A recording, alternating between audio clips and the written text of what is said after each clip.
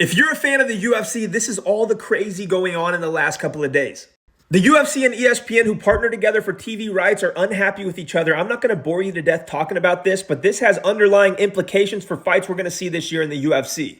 It's a contract year for the UFC. They want to do a deal with Netflix, but the pay-per-view buys have been slowly dwindling. The views aren't up like they used to be, which to me means Dana White's going to try to put on the biggest fights possible this year to try to land a contract with a bigger company like Netflix.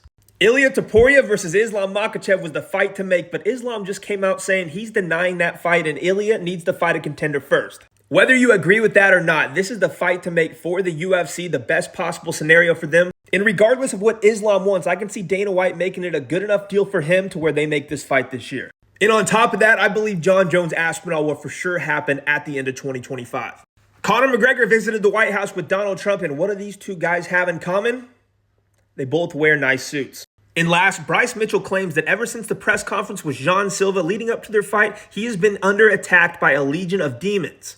Everybody's calling Bryce Mitchell crazy now. He's a very spiritual guy, but is he crazy? Or are we the crazy ones for thinking he's off the rails? Think about that. It's been a weird week to be a fan of the UFC.